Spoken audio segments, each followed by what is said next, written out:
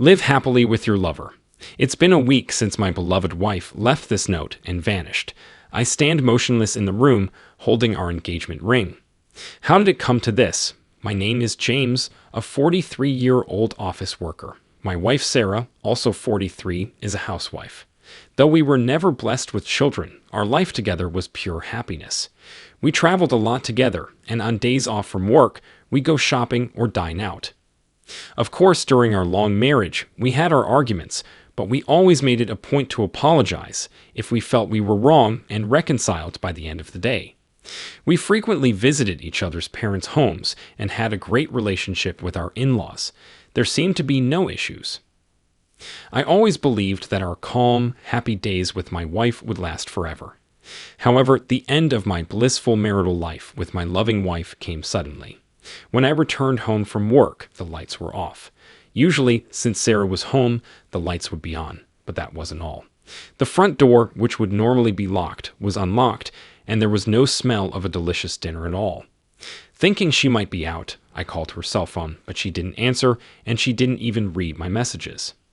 An hour passed, then two, but Sarah did not return. Something felt very off. That's when I noticed it. Sitting down on the couch, there was a piece of paper in Sarah's handwriting. It read, "Live happily with your lover." Of course, I had never cheated. She must have misunderstood something.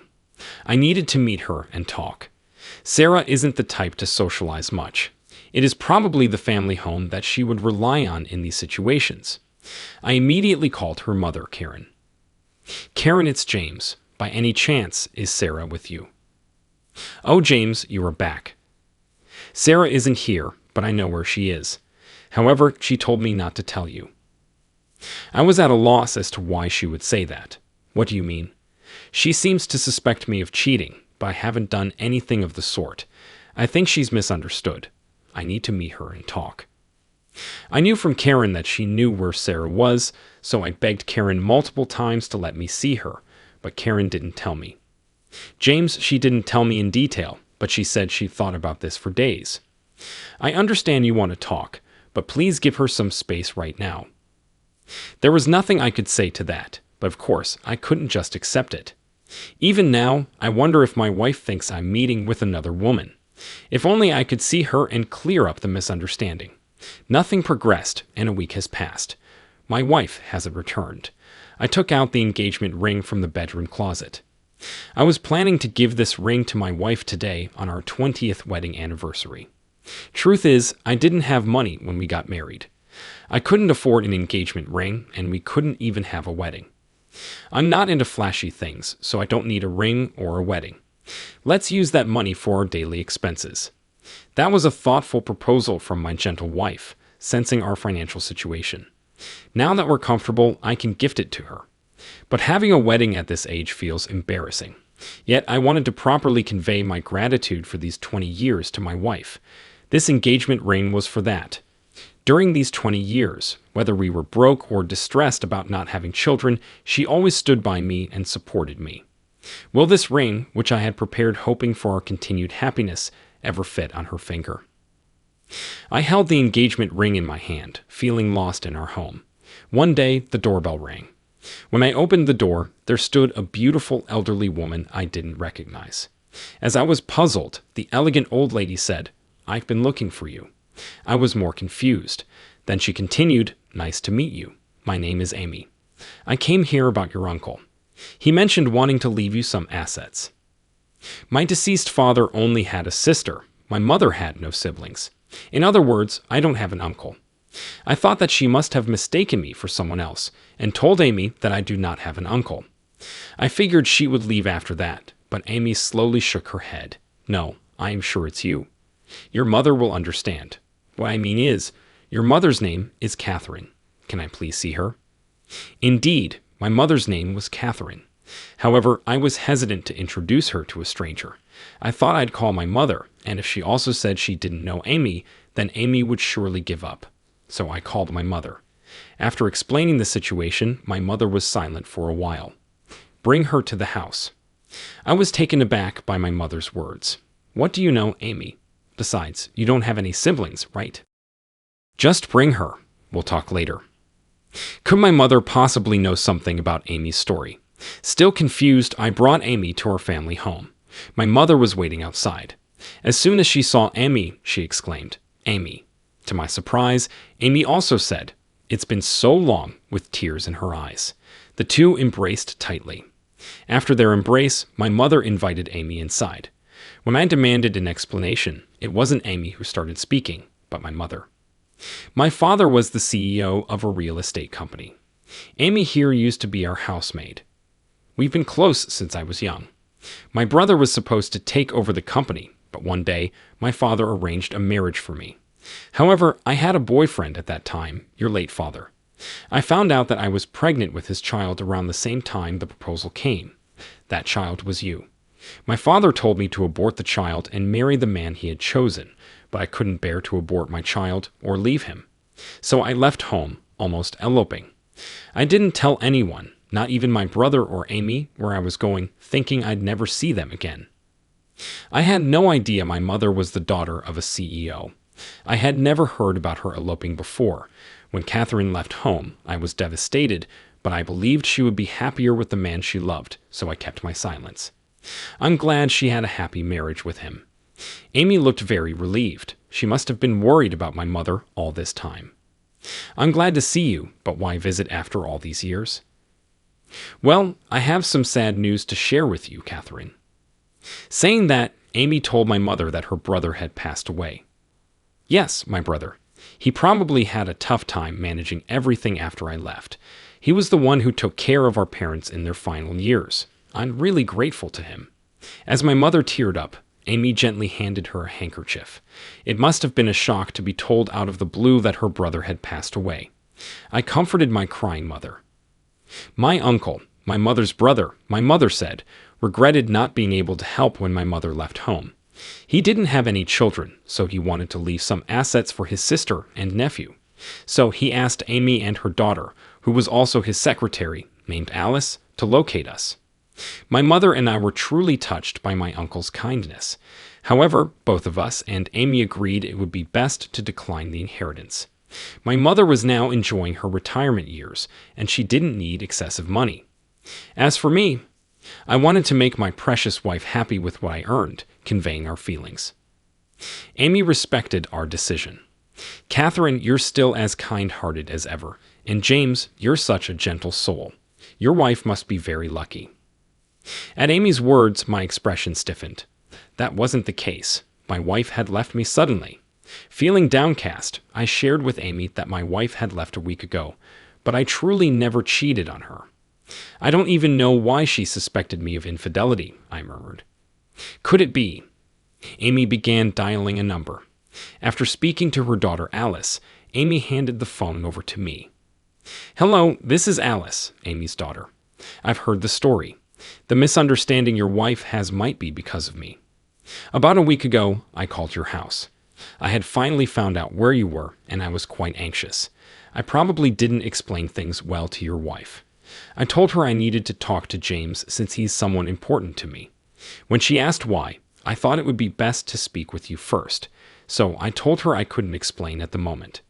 Looking back, she sounded quite upset throughout the call, and she might have mistaken me as someone you were having an affair with. Hearing that, everything clicked for me. I immediately called my mother-in-law Karen. After Amy explained the situation over the phone, the misunderstanding that my wife might have mistaken Alice as the other woman was cleared up. I'll try to get in touch with Sarah right away, Karen assured. True to her word, Karen quickly explained the misunderstanding to Sarah and brought her to her parents' home that evening. I'm sorry, I jumped to conclusions, so you weren't cheating on me. Sarah said, looking apologetic. I was worried. Why would you suspect me of cheating just because of one phone call? If you had doubts, you could have just asked me.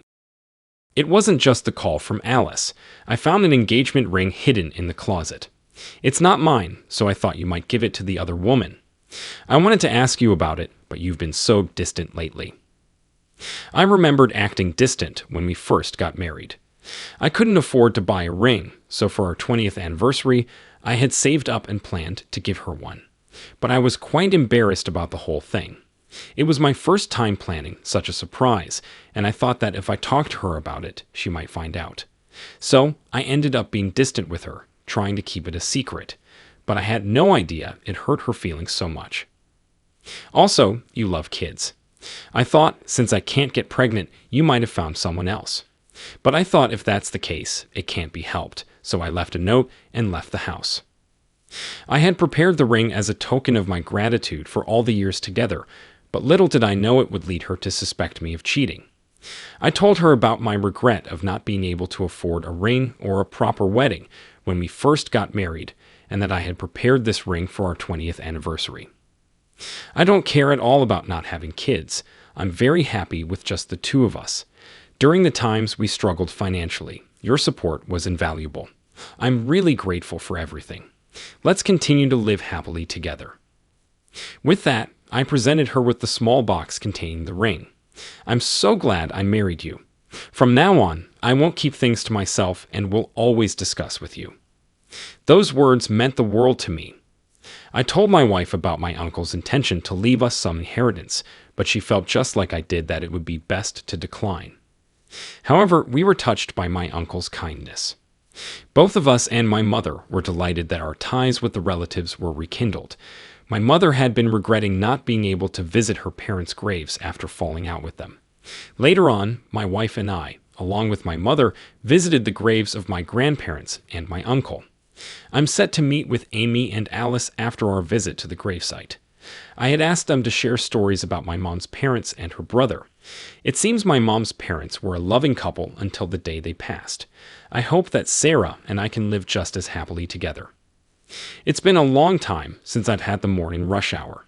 The subway was jam-packed as I got off at the station.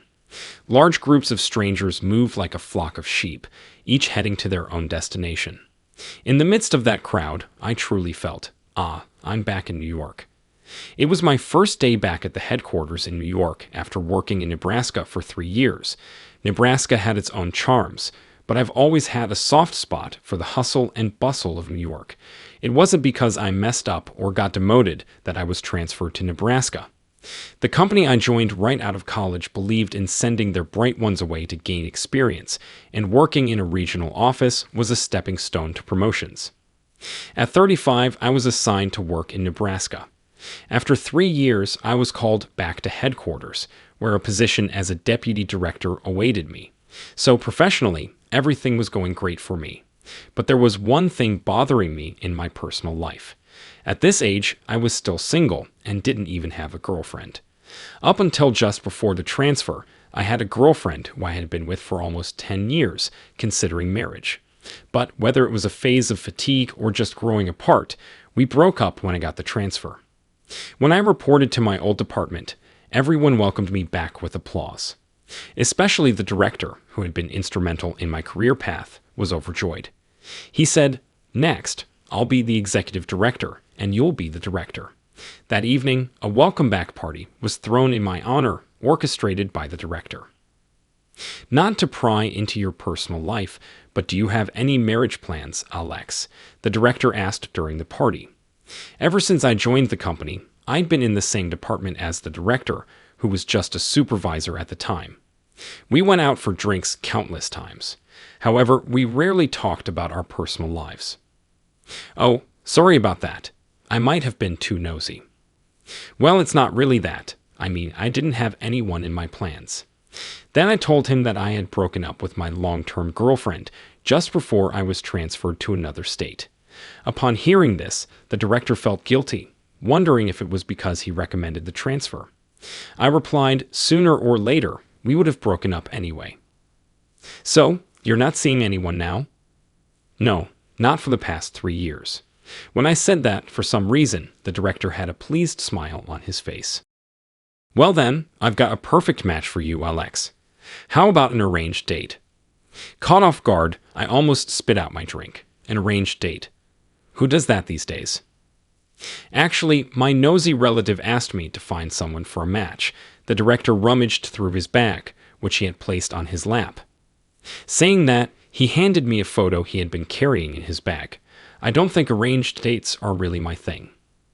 Just take a look at her photo. She's a catch, really. The woman in the photo was just as the director described, strikingly beautiful with sharp eyes, both wise and elegant.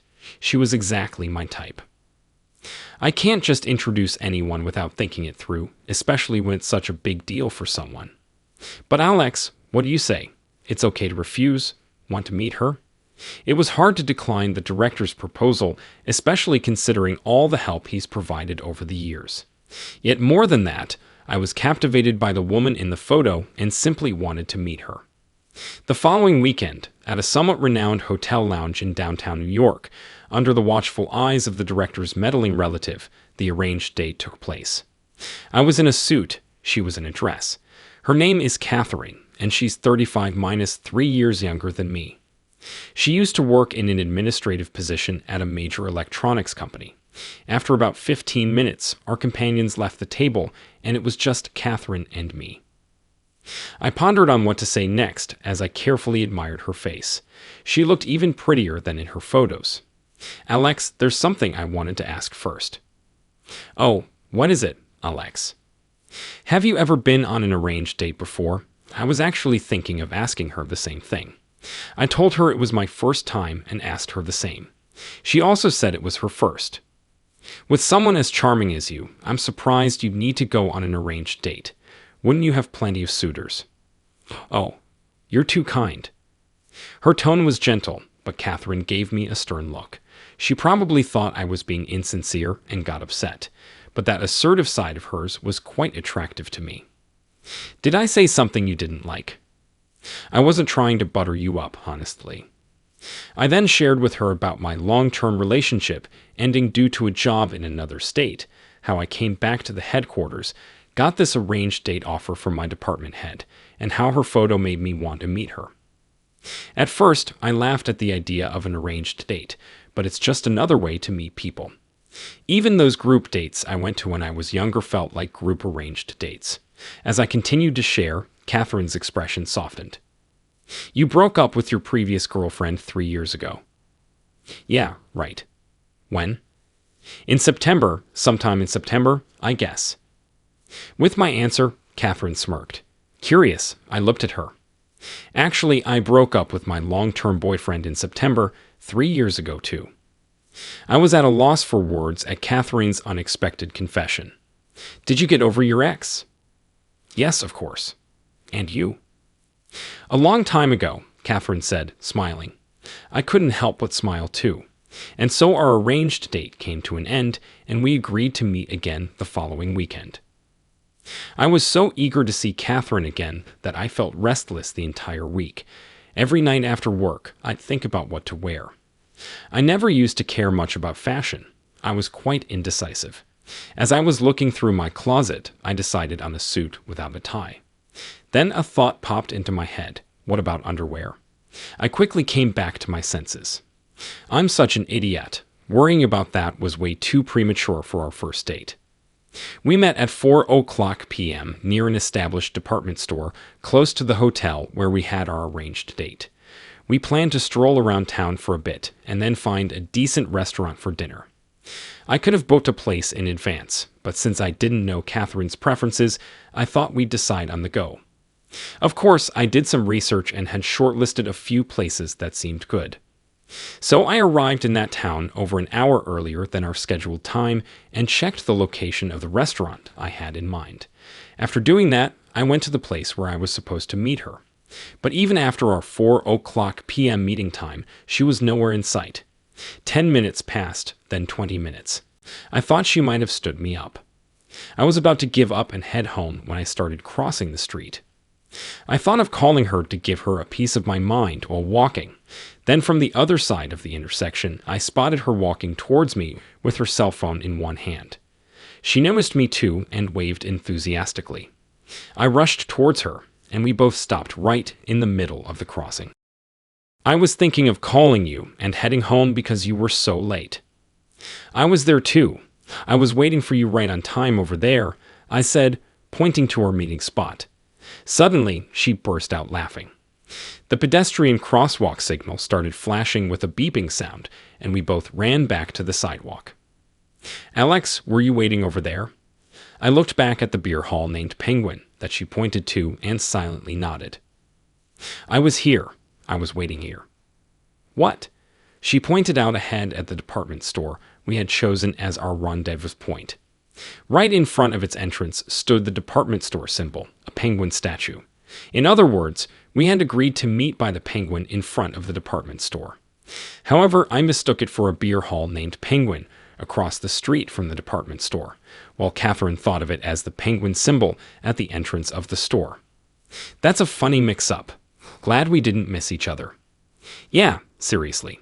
Now that I think about it, I'm thirsty. How about we grab a drink at that beer hall to pay our respects to the penguin? Sounds good. Let's do it. Because it was a weekend, the beer hall was already nearly 80% full. Even though it was just before 5:00 p.m., we ordered a big pint of draft beer and some hot dogs to snack on. We had another good laugh about the penguin confusion and then started sharing more about ourselves. Turns out the station nearest to Catherine's old place, and where I used to live up to 3 years ago, was the same. There were 3 lines at that station, but we both used the same one for our daily commute. I always bought a sports newspaper from the kiosk in the mornings. You mean the kiosk on the far west side of the platform? Yes, that's the one. As I nodded, Catherine mentioned she frequented that kiosk too. She always bought an energy drink there. I remembered. I hadn't noticed her face, but I had seen a woman buying that drink several times. When I guessed the brand of her energy drink, Catherine looked at me in surprise. Did you ever bump hands with someone when paying? Still in shock, Catherine nodded. I checked her commuting times. Our schedules overlapped, so we might have met at that kiosk at the station. I felt a strange connection with Catherine, and we planned another date for the following weekend. For our second date, we managed to meet on time without getting the location wrong. We had a meal at a casual diner and then shared a drink at a relaxed bar. I was quite the drinker, but she could hold her own as well. The conversation shifted to hobbies. I mentioned that while I hadn't been into it recently, I used to be really into watching plays a few years ago. I'm talking about small-time theater groups putting on shows at little venues, nothing big. I didn't particularly have a favorite troupe. I just randomly attended a theater, picked up a flyer, and if it piqued my interest, I'd go watch that play. Next, it was the same old story. Depending on the play I went to see, sometimes it was fascinating, and other times it was a letdown. The hits and misses varied greatly. I started mentioning the names of the troupes I remembered, saying, "This one was a hit, that one was a miss, and another was a complete dud." You've probably never heard of these troupes, have you? Ever since I began talking about the theater companies, Catherine seemed to speak less. I wondered if I bored her with topics she wasn't interested in. Do you know one of those troupes? Really? That one? The total dud. I thought that company was as obscure as it gets. You know about such a company? When I asked, after a brief pause, she made a sour face and said, "That theater group. It's the one my ex, who I broke up with 3 years ago, was involved in." I was taken aback and cleared my throat. In situations like this, should I take back what I said about being way off, or should I dig myself deeper? Well, I was at a loss for words. She spoke up first. "I think I was there at the theater when you came to watch. I was helping out at the ticket counter." "I'm not so sure about that. I remember arriving just in time that day, barely making it for the show. Our second date ended on an awkward note, yet we made plans to meet again the following weekend. Our third date began with a walk in a park in New York, known for its beautiful cherry blossoms in the spring. I used to come here often for company picnics. I've been here a few times with friends. I decided not to ask who those friends were. It might get awkward again if they were from the theater group. Although it wasn't cherry blossom season, the park was adorned with various flowers. Admiring flowers wasn't really my thing, so I quickly grew bored of the walk. Suddenly, carried by the wind, a savory aroma wafted towards us. It was coming from a food stand a little further ahead. "That smells delicious," she whispered, eyeing her. I turned to look at her. "I'm sorry, I've always been more of a pie than flowers person."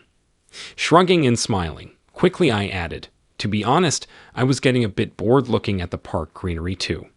How about we go get some hot dogs?" Nodding in agreement, we walked briskly towards the food stall, our hips swaying as if we were race walkers. We bought a hot dog each and a can of beer, then sat on a nearby bench. We idly watched families playing on the park's grass, couples, and people walking their dogs. Taking a sip of the beer and a bite of the hot dog, suddenly I noticed a particularly large cherry tree right next to the bench we were sitting on. Oh, I think it was around here that time. Was it the year before I transferred out of state, or the year before that? I had a company picnic around down here. Glancing around, I noticed a public restroom to our back left.